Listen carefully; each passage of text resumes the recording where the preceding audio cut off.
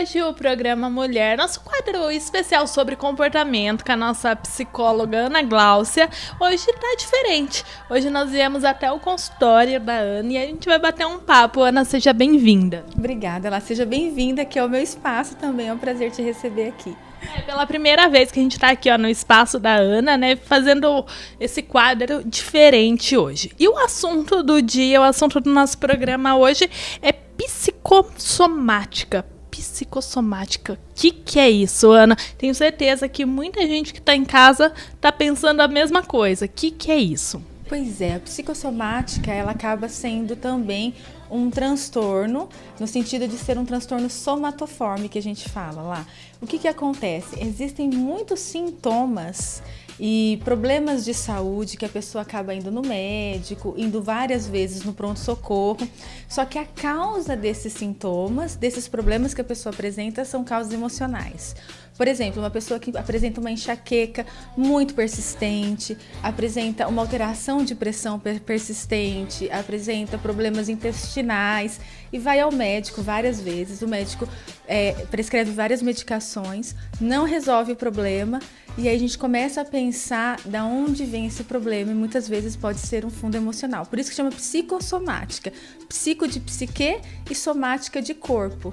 Então, uma queixa psicológica, ela somatiza no corpo. Então, a pessoa ela não sente muitas vezes essa alteração emocional.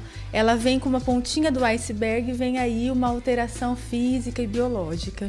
Muitas vezes as pessoas param, né, Anny, e falam assim, nossa, mas você acha um problema psicológico me dá uma dor física? Tô sentindo o corpo dolorido, tô sentindo realmente uma dor. Será que eu tô sentindo mesmo? Aí a pessoa já começa até se questionar, né, se realmente essa dor dela existe. Realmente, e a dor realmente existe. Esse que é o interessante e esse que é o grande problema, porque muitas vezes as pessoas elas acabam se concentrando só no sintoma e não se concentra na causa do sintoma.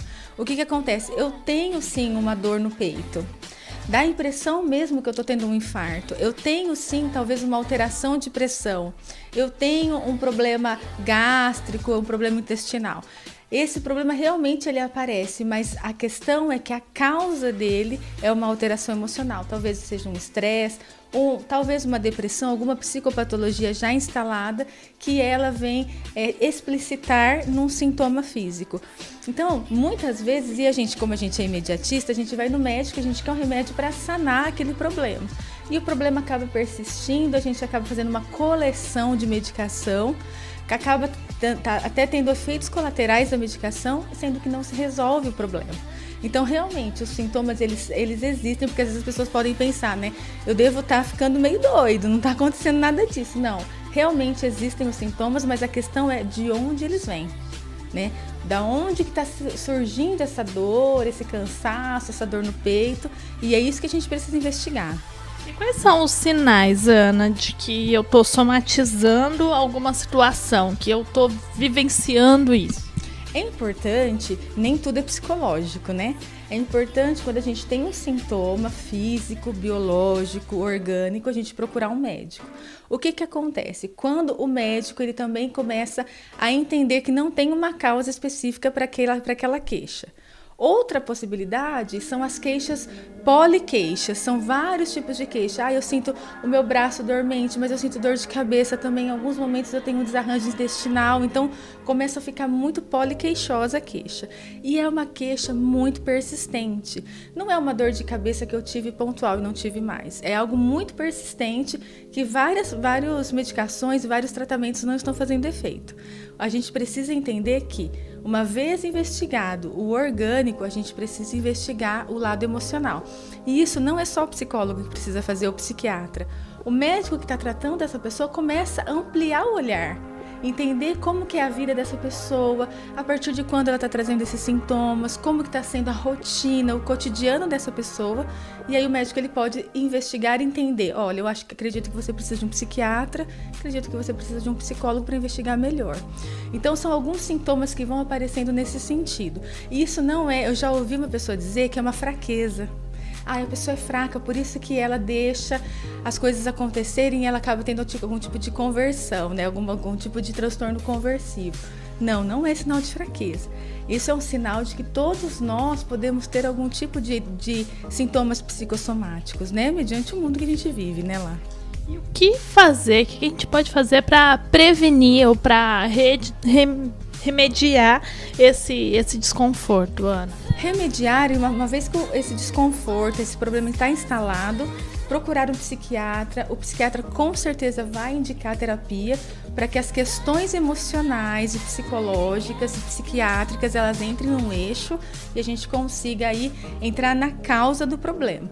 Porque a gente conseguindo mudar um pouquinho e manejar a causa do problema, a gente consegue fazer isso com sintomas. E para a gente remediar, para a gente prevenir, a gente precisa ter uma saúde mental um pouquinho mais equilibrada, né? Então, a terapia, é até legal falar aqui no meu ambiente, né? A terapia, ela não vem só para remediar uma situação. Eu não procuro psicólogo ou psiquiatra só quando eu estou com um problema instalado. É muito interessante a gente procurar um psicólogo para a gente se organizar na vida, para a gente evitar vários problemas. Porque a psicossomática, ela é uma interação dos nossos problemas internos com os externos.